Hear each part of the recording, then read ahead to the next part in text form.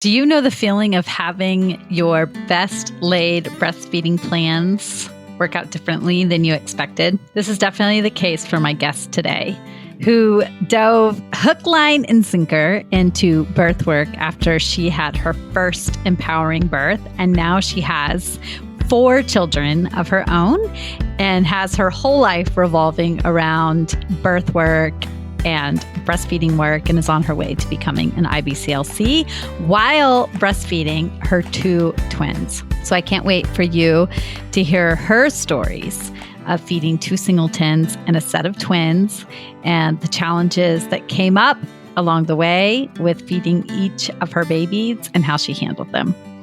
Enjoy this beautiful story. So my name is Ashley Beckwith. I'm the owner of Monadnock Perinatal LLC out of Swansea, New Hampshire. I am a certified breastfeeding specialist, a certified birth doula, postpartum doula, baby wearing consultant, placenta specialist, and I am a cloth diaper advocate. I also do childbirth education and PAIL advocate. So it's pregnancy and infants loss. I kind of started this journey back in 2017 after the birth of my daughter. I had a very empowering moment of pulling her into this world. And once all the hormones settled and, we were kind of, leaving the hospital, going home, I had this moment where I'm like, all women should feel like this. I feel like I need to help other people have this type of journey.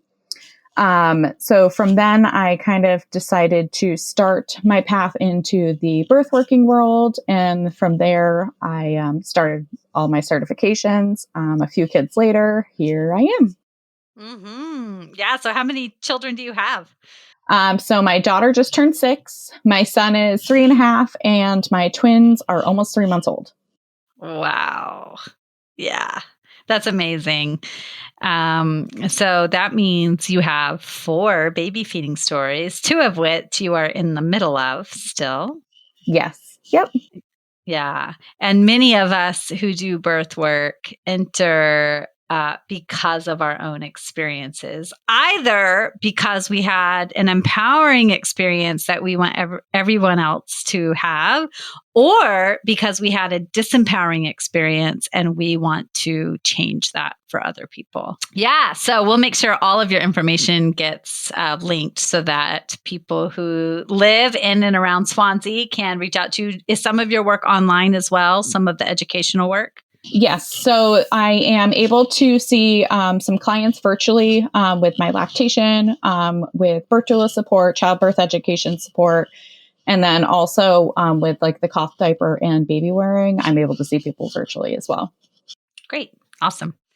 Okay. So I want to take you back to long before you had a family of your own, back into your childhood, your cultural upbringing, and tell me about your experiences of baby feeding and what you saw when it came to baby feeding as a child, growing up into your childhood and into your teens and 20s.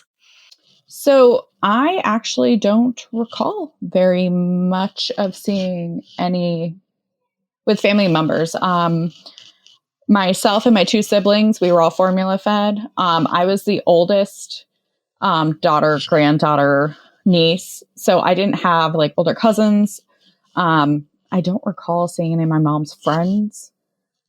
I really don't. So when I had my daughter, it was this was the first experience, and I just knew these are what my breasts were made to do. These are my intentions. I don't want to formula feed, and I just made it work from there. Yeah. And so then when you said that you had this empowering birth experience in the hospital, did you prepare to have a really empowering experience? Did the birth bug bite you in pregnancy, or did that really happen after the fact? I think the whole experience kind of came afterwards. I didn't do any childbirth education. I was the first out of my group of friends to become pregnant. So I didn't have a really close friend that I had helped in that moment when they were having their children. So I kind of just rolled with it. Like I went to some prenatal appointments and I was like, you know what? I'm strong. I am capable. I don't want to have a medicated birth. So I stuck to that. And my daughter was an unmedicated vaginal birth. I pulled her into this world. She was a water birth. So I pulled her right in on my chest and it kind of just went from there. Wow.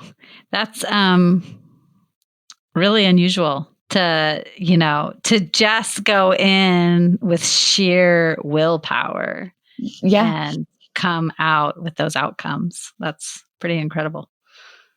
I definitely, looking back now, having the education that I did, like I had quite a bit of back labor, and looking back now, I know she was not in the most optimal position. But I did whatever was comfortable. You know, I was in the pool for quite a bit of time. You know, whatever positions were comfortable. I was eating and drinking. At that time, her dad was supporting me. It was very dim. There was no one in the room, like a nurse here and there kind of thing. So I think that is what just made the moment. Looking back now, I know that like I was a tough cookie to be able to do that with zero education. Okay, so then tell me how that impacted your first feeding experience and then what that meant for your subsequent feeding experiences. Sure. So I had, like I said, zero education. I had no one that I really watched personally. I mean, I believe, I looked up maybe a couple YouTube videos pertaining to, what to expect or something like that, but without any like education or knowledge going into it. I was kind of going in blind. My daughter, if I recall correctly, it took a little bit for her to latch. I'm going to say that we were closer to that hour mark.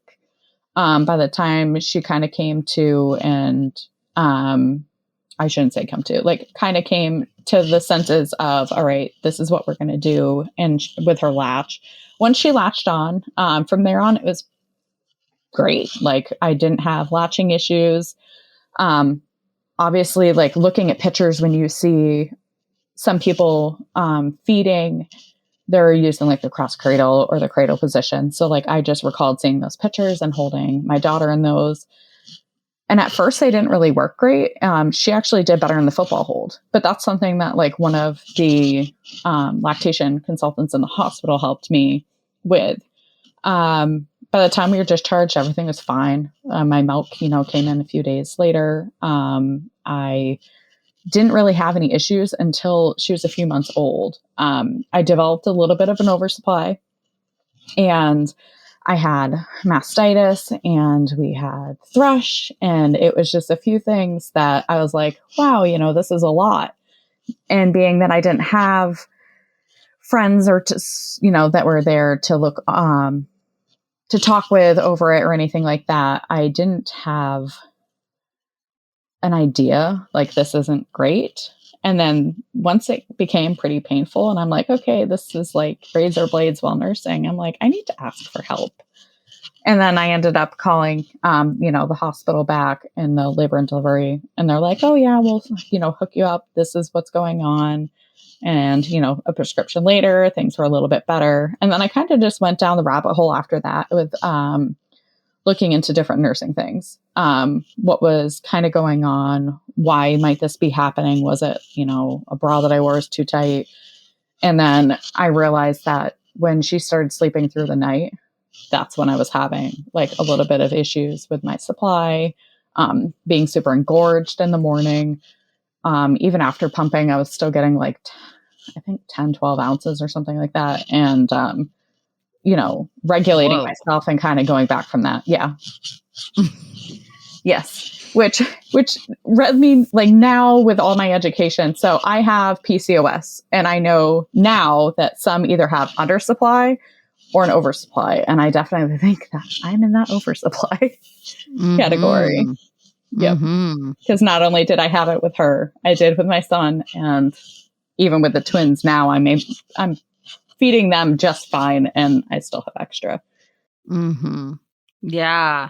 So with your daughter, were you pumping on top of feeding her from your body? Not until, I want to say I didn't start pumping until she was like 3.5, 4 months old. I exclusively breastfed until then. And when I started looking into going back to work for a little bit, then I had started pumping. And then I kind of stuck to the schedule that I, found online, every few hours, this or that, and before he went to bed. And I kind of just made that work. Mm-hmm. And at what point did you say you started to experience the mastitis and the thrush? Probably right around that same time. Right around that same time. Yep. Yeah. So potentially she was more efficient at removing milk than your pump. Yes. And now looking back, with the education that I have, I realized that I was just using the standard flange that came with the breast pump. And a lot of times I recall nursing and leaking on the other side. And I was using reusable pads for the longest time, which were great because I wanted to be sustainable. Like I cloth diapered all my kids. I'm really into that crunchy part of that. But my supply and my flow and when I would have my letdown was so much that I was soaking the reusable pads. And I believe that's, how the yeast and everything came from that. So I had to switch to exclusively using disposable pads because it was the only thing that was able to kind of pull the moisture away. Yeah, I know. I love the idea of reusable breast pads, but they can be problematic. They just don't wick the moisture well enough, especially for really milky people. And often people have higher incidence of thrush. And I think it was after like my second incident that I realized kind of that's what was happening. And I was like, I'm sorry. I love you. I love your idea, but I can't.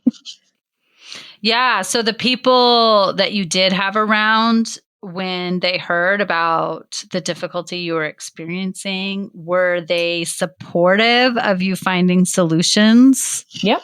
Okay. Yep. So you didn't have anybody who was like, why are you putting yourself through this when this is so difficult? Oh, no, not at all. Everyone was like, you go, girl, you do your thing. And they were so beyond proud of me that, I made it a week, a month. My mom bought me these little, like charms that go on your key ring. And I want to say it's like first feed, like 1 week, 1 month. I can't remember. Yeah. We made it. I pumped until a year. She only nursed till about 5 months, but I, didn't get that last charm. And I remember looking like after we were done with our journey, trying to find where she ordered them from, and I couldn't find them. So I feel like a little part of me is incomplete, but no, I knew I made it that far. So going to that, we pumped and didn't quite make it nursing. My daughter around, I want to say 5.5 months, she had gotten her first tooth, first or second tooth, I can't remember. But she bit down. And when she bit down, I screamed and I scared her. And she would not latch after that. And I had tried, and she would just turn away and she would give me this look and curl her lip. And I'm like, I'm so sorry I scared you. But I knew that I had to keep going. So like from then on, I just pumped exclusively until she was a year old. And then at that point, because I was pumping, I was able to kind of regulate my supply a little bit better because I was only pumping at those times and not nursing. So the journey went for a circle. We went around. My goal was 1 year. I was so happy to make it to a year.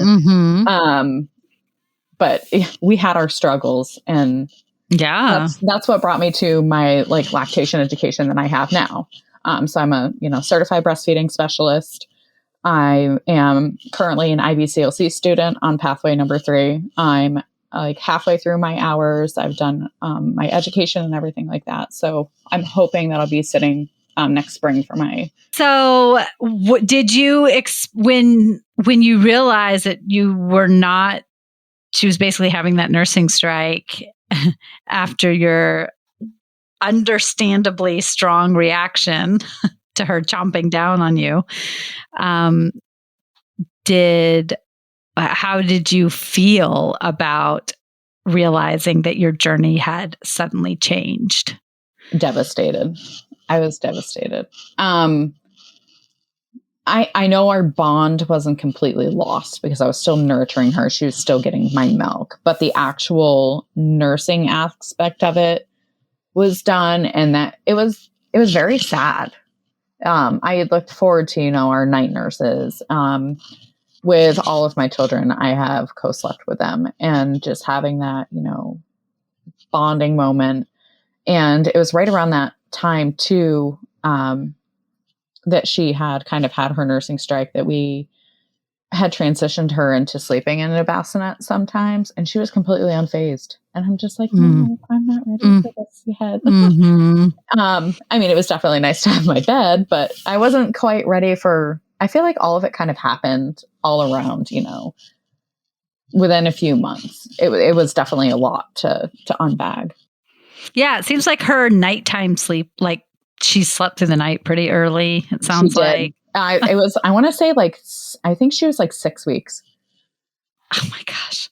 Yeah. None of my other kids have done that, but I'm like, when you get that unicorn baby as your first one, and then you think like it's all because of your great parenting or something, and then you get shocked when your others don't do it. Oh no, my son. Oh yeah, no, bipolar opposite, complete opposite.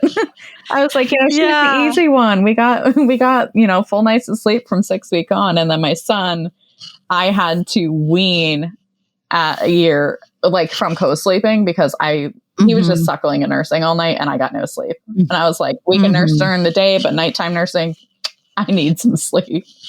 Yeah. So it was complete polar opposite. Yeah. Yep. Yeah. I can understand how, just going back to your daughter for a second, how that would be devastating from one moment to the next to realize this is totally different than what it has been. Yep.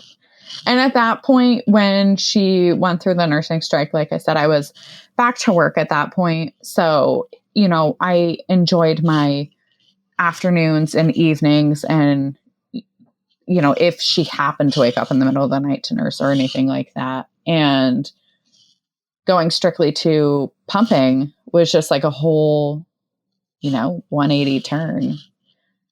And then pumping definitely is hard because like you're pumping, but you also have to feed at the same time, kind of thing. Luckily it wasn't for me. I feel it was a little bit easier not having a newborn and pumping and feeding at the same time, because I feel like that to me would have been a lot. And I know people do it all day, like every day, but like to me, that would have been a lot to do. Yeah, it is. All right. So then you made it through pumping till a year with your daughter. And what's the age difference between your daughter and your son? So 2.5 years. So I had my daughter, my spouse and I had 2 losses, and then we had my son. So it's about 2.5 years. Okay. Yeah, almost 3 years. I have a really busy week coming up, and I thought, what better way to reduce my stress than to go onto feastandfettle.com and order meals for that week so I can just take one thing off of my plate by putting delicious meals onto my plate. See what I did there? So I went on to their website. It's really easy to use. I looked at all of the menu options for the week, and some of the things I'm excited about are some grilled steak tips with a delicious Thai peanut sauce and some green beans with a soy sesame sauce that's on the side.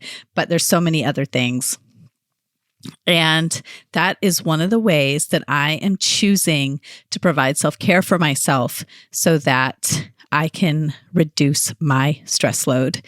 If you would like to do the same and spend more time with your family and less time worrying about what's for dinner, go to feastandfettle.com to get home cooked meals delivered right to your front door. And you can get $30 off your first week's delivery by using my code MILK, MILK. And just let somebody else cook for you. You won't regret it. We all know that one of the barriers to feeding our babies breast milk is lack of access to care. And what I would love to do to try to close that gap is have a third type of podcast episode where I provide lactation consulting for clients who don't have access to lactation consultants. Either they don't have insurance or their insurance does not cover lactation consulting for whatever reason. So if you are in this position, or you know somebody who is, and you would love to do a consult with me, and you don't mind being recorded, both your voice and video, and have it aired on the podcast, reach out to me so that both you and the people listening can benefit from that consult. Tell me a little bit about how things played out with your son's birth, with feeding in mind, knowing what you know about how birth can impact feeding. Yeah. So with my first son, I had my personal experience from nursing my daughter. I had very, very little education wise because I didn't start the actual lactation education that I did until after he was born. So just having that experience, I knew to, latch immediately, do what I could do. I had a birth center birth with my son. I had intended a home birth, but I wasn't quite educated in the fact that the midwives actually pick up after you. I was like, I don't want to have to pick up the mess, but it is what it is. He barely made it to the birth center. He came very quick. It was 19 minutes and he was out very, very quick. Wow. But he latched on right afterwards. We were home a couple hours later. Nursing with my son was a breeze. He was great at latching. He was efficient at milk transfer. It was textbook great. I had absolutely no issues with him until it came creeping up on the year when we were co-sleeping still. And I was like, I would like to sleep a little bit at night and maybe roll over and get restful sleep. Because anyone who's co-slept,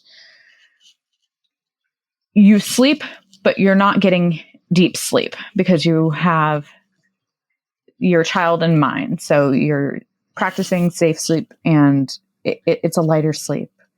And I just wanted that deep sleep so bad. Yeah. And was he still a frequent nurser at night? Very frequent. Mm-hmm. Very frequent to the point where there was definitely at times where I think that he was nursing the entire night. I swear. Mm-hmm.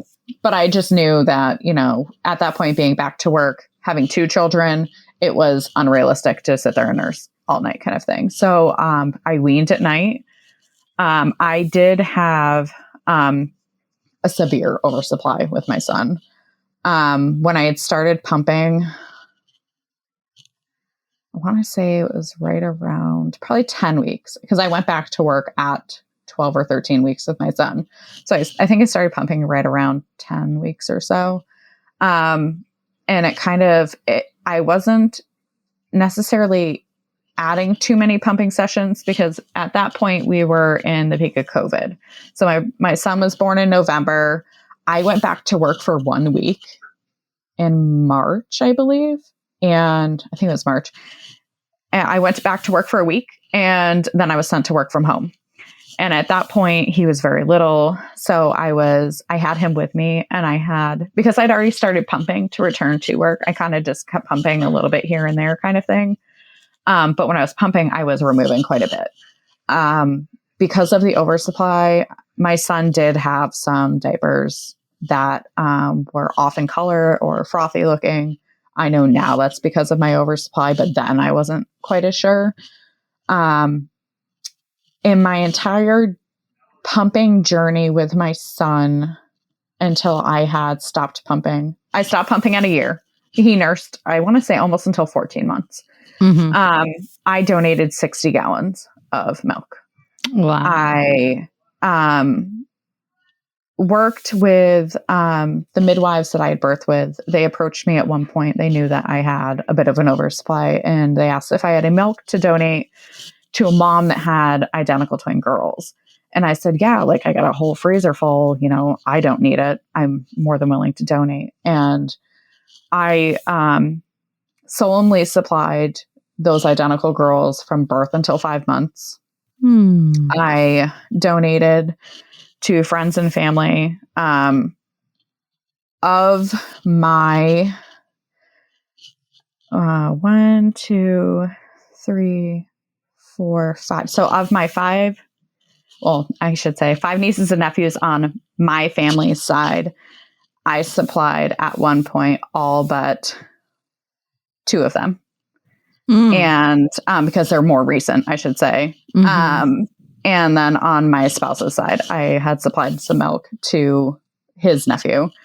There's family friends that I had donated to. So it was definitely a very rewarding experience to be able to help out so many people.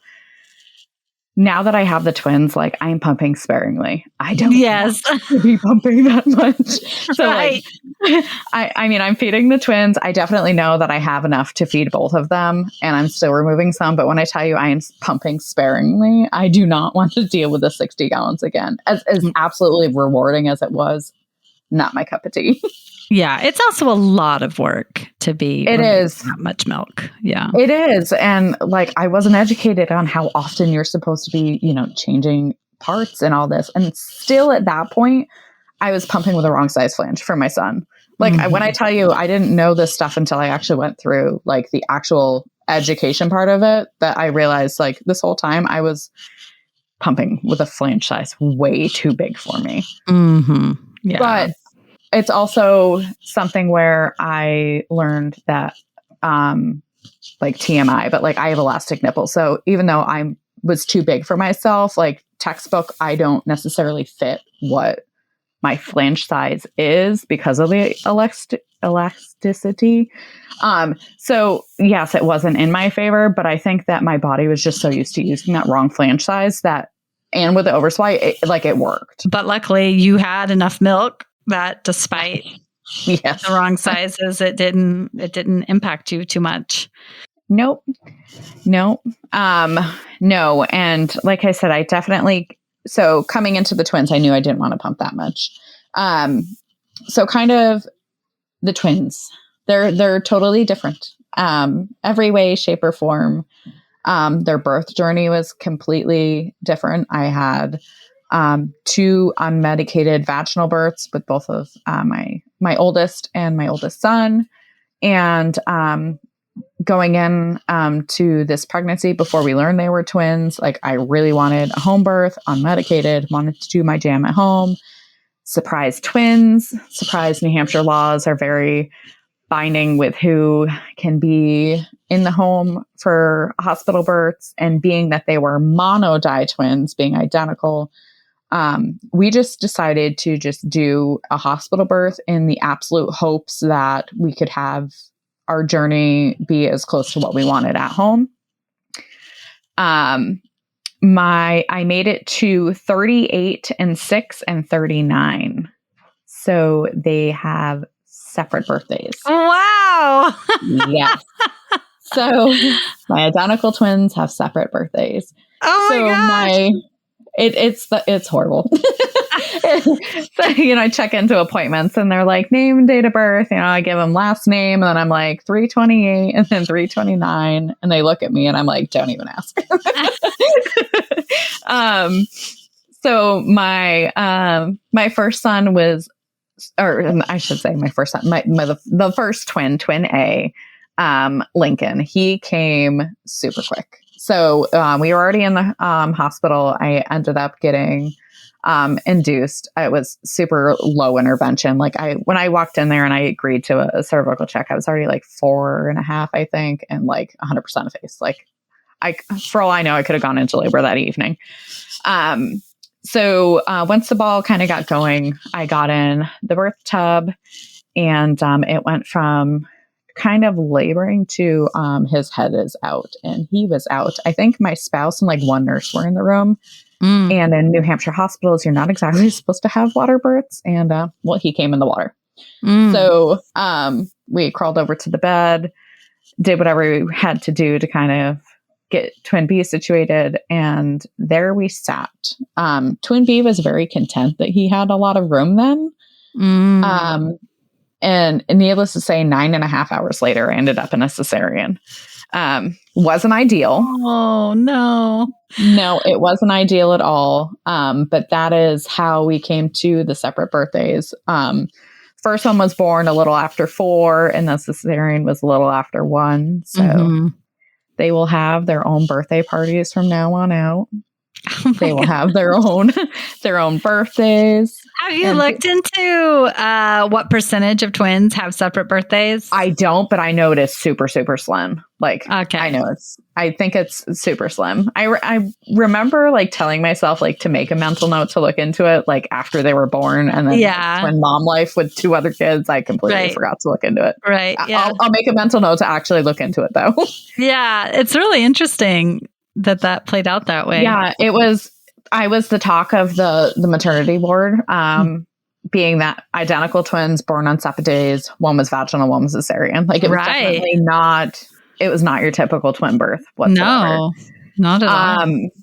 Once Lincoln was born, got out of the water right to the bed. He was nursing like minutes after. Like he latched right on.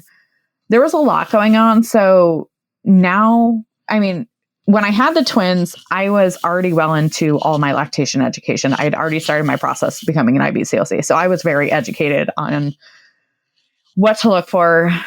I'd already nursed 2 other kids. So I had, how things went then. The first couple latches, I guess I wasn't paying attention because I was still in labor to have my second. So there was a lot going on. Yeah. After I had the cesarean, they were still doing what they were doing. I had my son, Liam, twin B, was on my chest. He latched immediately. And all I kept telling myself is at this point, like I had an epidural. I knew I needed to keep them latched and they needed to keep nursing. Like I knew with medication and with the procedure, like I needed to keep them both going. And I told my spouse that. I said, if any point I'm not in the capacity to hold the children, that I want you to nurse them for me. And he was well aware and completely 110% like supportive, whether if he needed to latch them himself or to pump for me. Like that was my one wish. Like I want to nurse these 2 kids. I will do what I need to do. Once we kind of got settled, so I got very sick from the procedure. I ended up kind of vomiting for like 13 hours after it. So it was very hard to like nurse and to deal with that. Back up like 10 seconds from that. They were both tandem nursing like an hour and a half after my procedure. So that was like a milestone. I was so proud of myself for that. Yeah. So the next day I kind of realized that I had a bit of pinching from both of them, one worse than the other. I kind of took a gander in their mouths, noticed that both of them had pretty restrictive tissues on both their lips and their tongues, and one had a lot more restrictiveness in their tongue than the other. I made a call to an IBCLC and I said, I need the boys looked at and I need a referral sent to have these released like ASAP because I need to make sure that they have proper milk transfer because I need to make sure that I'm breastfeeding my kids. Like this is my wish to breastfeed them both. I want to tandem feed. Like I want to nurture that relationship. And I knew that having that release done would help the pain that I was having at that point. All my hormones and all the endorphins kind of settled. And I was able to realize that, this doesn't feel quite like nursing my other 2 kids did. So how quickly did you get in and what was that experience like? 2 weeks. I think it took 2 weeks to be seen. We were seen up in Claremont by Dr. Waymeyer. She did an amazing job. We went in, we kind of had the assessment. She agreed with the assessment that was done with the IBCLC. She explained everything for the procedure for us. She actually said that the boys were the first on their new CO2 machine. So they had just upgraded their machine. They were away from me for minutes. Like when I say minutes, I don't even think it was 2 minutes. It didn't feel like that long at all. They were literally right back. As soon as they came back to me, they latched on. With both of them, I could feel like an immediate difference with how they were latching. One of them was still a tiny bit pinchy, but it resolved within, I don't know, a few days or so.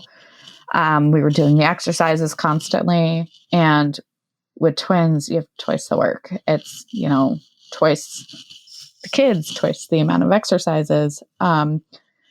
Even still to this day, I tandem feed them both almost at I'd say probably 90 to 95% of feedings. They're both tandem fed. For me, it's easier to get it done at one time. They're both good to go.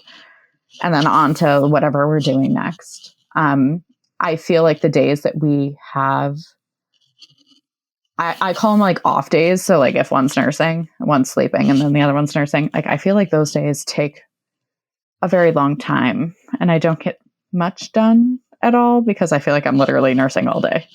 So when you said you were doing exercises, are you talking about the tongue strengthening exercises, or are you talking about the stretches to keep the release from reattaching? All the above. Okay. So I was doing both the lip stretches and tongue stretches. What I found easiest to me, so I was told to do them every 4 hours. What I found in my situation was easiest, instead of trying to remember a time on a clock when I'm not looking at a clock all the time, was anytime I was nursing. If I was going to nurse them, it was easiest for me to do their stretches but at any time we were nursing. So, if they were nursing, if I was going through a cluster feeding, I wasn't doing it every single time. I'd wait a couple feeds in between, but generally speaking, because they're nursing every couple hours, I would do their stretches and then they would nurse instead of trying to remember or setting an alarm on my clock or on my phone to do it. It's just what worked for me. Yeah. Okay. And then also you were doing tongue strengthening, which are more fun and engaging for the baby. It's not as torturous as the stretches. Yep. We had our times for that too. Both myself and my spouse were doing them. Being that they were nursing with me, I was primarily doing them. He also felt that his fingers were too big for a lot of the exercises or stretches. So I found it was easier for me to do them, to remember they got done. But yes, we were both as involved. And Dr. Waymeyer was absolutely great when it came to letting us know what needed to be done. If we had any questions, she actually called for a follow-up. I think it was exactly a week afterwards. See if we had any questions, how the exercises were going, how everything looked. And how we kind of just went from there. And when you went to that IBCLC, did she offer anything? Were you doing any of the tongue strengthening exercises in advance of the procedure as well? Or was there any other body work that you were doing before the procedure?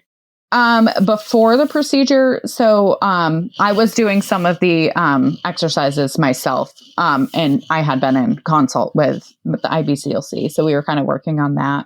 After the kids had the releases done, they did see a chiropractic care here locally, and kind of just got to see what was going on. One of my sons had absolutely no issues. The one that actually did have the more restricted tongue tissues had a little bit of tension that we had to work through. That's why, even as myself, as the certified breastfeeding specialist, I tell anyone who's having a lot of issues, I refer them to chiropractic care, because everything in the body connectively, whether it's your oral tissues down to your toes, everything's connected in one way, shape, or form of another. So I refer a lot of my clients out too. So I thought it was only fitting to, if I'm doing that and referring my clients to do that, I need to also be practicing the same thing. So you had the tongue tie procedure, and that basically resolved any pain you were feeling with the twins. Is that right? Yep. So like I said, it was almost immediate for both of them. One of them I could feel just a little bit more pinching for like a few days. But, after doing the stretches and the exercises, I felt that it resolved quite a bit, actually up until very recently. So my son that had the more restrictive tissues just in the past couple of weeks had started clicking again. And I'm like, well, I know I did the exercises. I know I did the stretches. Things looked great. I'm not sure where this came from until I realized that we had been using the bottle a little more. I'd been doing a couple postpartum shifts. So I was gone for X amount of time. I would come home. He would go to nurse. He would nurse for a little bit, and then I'd hear the clicking. And I'm like, well, this is a little bit different. It's come on a little bit since then. So I think we're going to go through another round of digging into this a little deeper. And if we have to have a second revision done, that's the route we'll have to go. But he's definitely having the loud clicking noises. So his tongue is getting tired and slapping down. And it's definitely new. But other than that, like the nursing journey has been great with both of the twins post revisions. Yeah. Wow. That's great. Yep. And what do you imagine, like, do you think you'll do any birth or postpartum doula work within this first year of their lives? Yep. So I've already had a few postpartum overnights shifts. So generally speaking, it's easier for me to do those anyways. My spouse will have the boys at night. And so it's easier for us to kind of have an off schedule. I do have birth doula clients due within the year. One of them coming up shortly. I have milk in the freezer. I made it very well aware to my clients that every X amount of time that I would need to relieve myself, they were all more than accommodating. Do what you need to do. I know, if it's time to push, whatever it is, my body can wait a couple more minutes. It's not the end of the world. But no, they're all super accommodating to me relieving myself of that, of needing to pump, offering up, my clients that I do have, birth doula clients that I have scheduled for this year are all home births. So they're more than accommodating of letting me use their fridge or freezer, and then giving me a separate room if I need to. I do plan to bring both my wall pump and my portable pump that I have. I'll use whatever I guess seems fitting at the time. And then continue on with whatever postpartum or birth. I am taking a lot less birth doula clients this year due to the fact I'm concentrating most of my time with my placenta encapsulation part of my business, and being that I am under mentorship to become an IBCLC. So I'm doing a lot of shadowing with my mentor. So I want to put my main focus on the twins, nursing the twins, my lactation. And then I'm just using the placenta encapsulation to kind of supplement income in that aspect, but I'm able to plan a little bit more. So yes, I'm on call for the births, but I have scheduled hours that I pick things up or they're delivered to me. So it's a lot more accommodating than being gone for 4 to 24 or 36 hours for a birth. Yes. I do not take on birth clients any longer. I love it. It's an absolute, I don't even know the word. You know the feeling. It's euphoric when you're in the, but all the planning around that moment is very challenging. Yeah. It is. And I commend all the people who do it for years and years on end. Yep. I mean, this is my third year of officially with the title of birth doula. So I had supported family and friends after the birth of my daughter in their births, not knowing that that's what an actual role of a doula was. It wasn't until I looked into being a midwife did I realize that most midwifery schoolings request that you're a doula beforehand. And I'm like, oh, what's a doula? And I'm like, oh, I've literally already been doing this. Sure, let's take the training. But yes, in my foreseeable future, I plan to only take birth dual clients here and there. I will be focusing the main part of my business on lactation and placenta work, just due to the ability to schedule, which is very needed with my children at this time. Yes. Awesome. Well, are there any last words of wisdom that you would like to share with people about your baby feeding experiences and what you think that people listening can take with them? Always follow your intuition. If you feel that something is not right, it probably isn't. If you're in pain, if you feel like, oh, that felt weird, there's probably something going on. And I really encourage people to reach out. If it's not to, an IBCLC, reach out to some sort of, a certified lactation consultant, a certified breastfeeding specialist, anyone with any education, the Leche League, Breastfeeding a peer USA, counselor, someone or something, reach out to someone. They will be able to point you in the direction to get some help. Everybody has a scope. So if they feel like what you are experiencing is beyond their scope, if you reach out to a La Leche League leader or a Breastfeeding USA counselor and what you are experiencing is beyond how they can help you, they will tell you and they will say, this is more serious than what I can help you with. And here's the name of a trusted IBCLC. And I think you should see them. Yeah, definitely. And then the only other note that I have is to twin moms that are deciding to go through nursing both and tandem feeding. Like, you go, it is work, but it is so rewarding. Like, definitely one of my most cherishable moments to this day of breastfeeding all of my children is the tandem feeding with both of my twins. I just, it's an overwhelming amount of joy that I get from it. And I hope that other twin moms that feel like they're getting completely overwhelmed or not sure where to go, what to do, to reach out for help. Like, there's support everywhere, especially for twin moms. I've found that the twin mom community is like so supportive of everything. If this isn't working out, try this. If this isn't working out, we'll help you with this. So definitely reach out for help. That's awesome. And maybe you could share with me some of your favorite twin mom community links and I'll put them in the show notes. Yeah, definitely. Awesome. All right. Thank you so much. This has been such a joy to get to talk to you. You as well. There is that saying, when you know better, you do better.